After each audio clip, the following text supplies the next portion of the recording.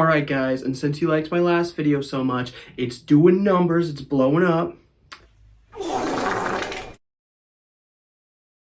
We got some upgrades. We got a freaking microphone now, okay? Better camera, I'm sure you noticed it looks better. And a freaking green screen? Whoa, I'm doing so cool effects. Maybe I'm in Fortnite right now. Or maybe I'm in space. It's green screen, baby. We are up in the production value because that's what the fans want. That's what the fans deserve. November.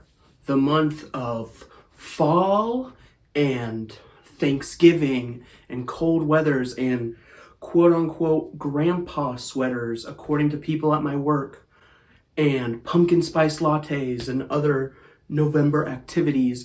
But also the month to see movies. I saw 4 movies in theaters, and we're going to talk about them right now.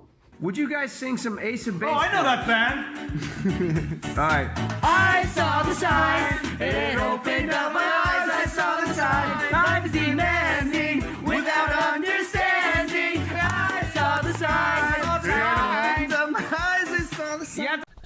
Alrighty, y'all. First movie of the month is Ticket to Paradise.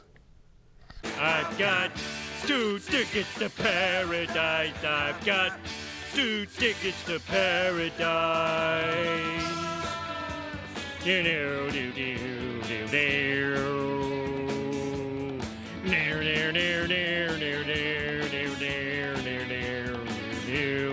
Excellent guitar riff.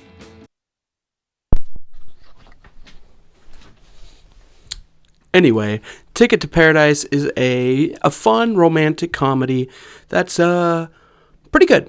Has George Clooney, Julia Roberts, and they are parents, and they married when they were very young, had a daughter, and then got divorced after only a couple years. Now their daughter has graduated college and went on a senior kind of trip to Bali. She was a tourist there. And I was just wondering if, are you a tourist? Are you a tourist? Yeah, I'm sorry. We don't really have the time to talk right now. We're in the middle of And she met a seaweed farmer and fell in love. I love you so much, Ivy. I love you. I love you. And now they are engaged to be married after only knowing each other for 1 month, which is pretty quirky, pretty crazy. So anyway, George Clooney and Julia Roberts, they kind of have to team up and put their differences aside to come together to sabotage this wedding because they're like, our daughter will not be marrying a seaweed farmer because we don't want her to. The movie overall was pretty fun. I liked it, to quote my mom, it was a cute movie, nothing wrong with it, nothing that was like overly like cringy, and had some funny moments, but it wasn't a great movie. It was just kind of like a generic romantic comedy. I will say, the movie itself was a bit predictable. The movie takes place in Bali, and so like all of the establishing shots was just completely beautiful. They probably filmed it in Bali. I didn't want to do research, so wherever they filmed it looked really great, and I have a sinking suspicion that the only reason that these stars signed on was maybe so they get a free vacation, but I don't know. I mean, I'm no celebrity. I don't know why they do what they do. Overall, yeah, it was a pretty fun movie. I wouldn't say that it's one where you have to where you really need to see it in theaters, so, maybe if it's on Netflix, give it a watch if you want something kind of lighthearted and fun. Would you guys sing some Ace of Base? Oh, I know that band. All right. I saw the sign, and it opened up my eyes. I saw the sign, I was demanding without understanding. I saw the sign, I saw the sign. All right, next movie of the month, we have Black Panther 2, Wakanda Forever. I liked Black Panther 1 quite a bit, and, it was hard for the writers to kind of make this movie, obviously, because Chadwick Boseman, the actor who played T'Challa, he passed away in real life. So the movie was already facing an uphill battle. I will say I liked this movie a lot. I I thought it was very emotional, and that's where I think the best parts of the movie come from, is the acting in it, because you could tell that the actors themselves feel very emotional over the death of their co-star Chadwick Boseman. So they were able to really just put their all into their characters, and I thought some of the acting and the performances were amazing. Another thing I really liked was the villain Namor. He has been a Marvel villain in the past, Namor the Submariner, which is basically like Marvel's version of Aquaman, but they made him in this movie freaking badass. Him and his whole society are an underwater kingdom that is it's like Aztec inspired. I mean, they were a group of an Aztec civilization that gained the ability to breathe underwater, so they were just like, we go into the ocean. And they were really cool. Namor was so badass in this. Namor was cool. He was my favorite part.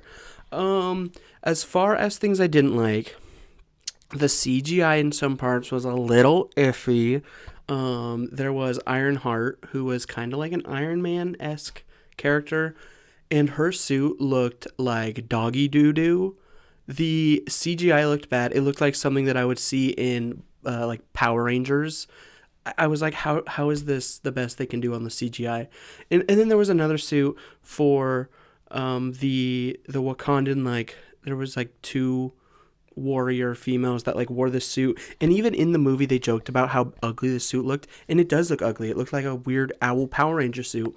And I was like, Marvel, what are you doing? You got those big Disney bucks. Why aren't you spending it on the cool CGI? Their suits were freaking bad, bro. Overall, Black Panther, Wakanda Forever, really good movie. It was a little long. It was like 2 hours and 45 minutes. I think they probably could have cut out like 15 to 20 minutes. There was Martin Freeman, Bilbo Baggins was back, and like he was hanging around with Elaine from Seinfeld, and I'm like, they don't need to be here. Like maybe like 1 or 2 scenes, but it's like they had like probably like 25 minutes of screen time, and I'm like, we don't care about them. Get back to Wakanda. Overall, yeah, I liked it. Go check this movie out. It was a lot of fun. I will say, side note, that this is it is one of the best Phase 4 projects in general. I personally liked Spider-Man more, but like Black Panther right under it. It was better than all the other stuff. So, do with that knowledge what you will. Would you guys sing some Ace of Base? Oh, I know that band. All right. I saw the sign, and it opened up my eyes. I saw the sign, life is demanding without understanding. I saw the sign, and it opened up my eyes. I saw the sign. All right, next up, the menu. I love the menu. The menu was so cool. It's kind of hard to talk about because I don't want to like give away a lot of stuff because I think you guys should see it. A group of very, very rich people, the bougie people. $60? Hello, rich people? Troy's joining you. Yes, I'll hold.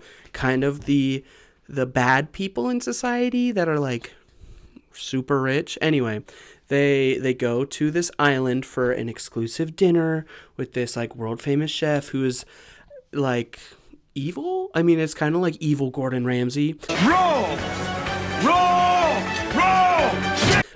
In the movie itself, like, I guess I would call it a thriller. It was not a horror movie. I guess it was more of like a thriller. But man, it was funny. I was busting up laughing multiple times. Lord have mercy, I'm about to bust. I don't know the actor's name, but the guy who played Beast in the X-Men movies, I'm gonna throw up a picture of him. Boom. You have to try the mouthfeel of the mignonette. Please don't say mouthfeel.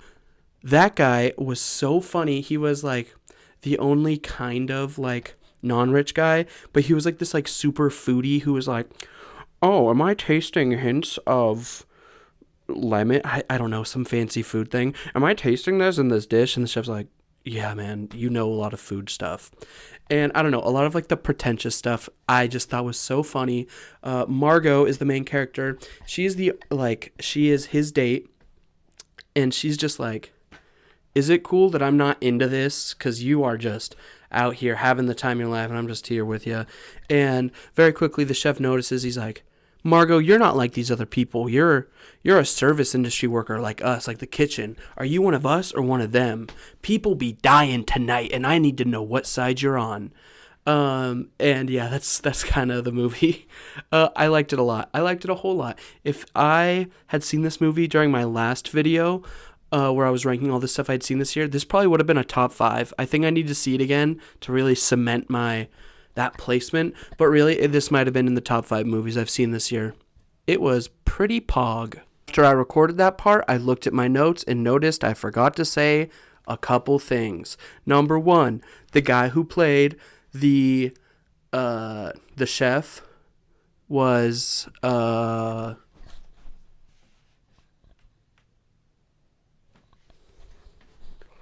Ralph Fiennes or Fiennes or something. I was originally just going to call him the guy from Grand Budapest Hotel, but this guy, he did such a good job in the role, I had to give him the respect he deserved and look up his name.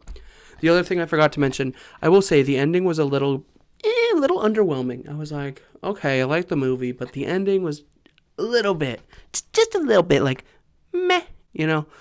But I did like it. Would you guys sing some Ace of Base? Oh, I know that band. All right.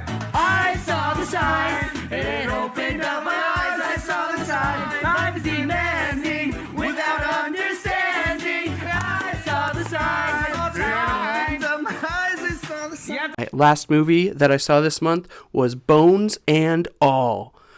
So Bones and All, they spent a lot of money on marketing on TikTok, or maybe it was just highly targeted towards me for some reason, because I swear I couldn't open up TikTok and not see an advertisement for this movie. And I'm sure I hope a lot of you also had that same kind of thing.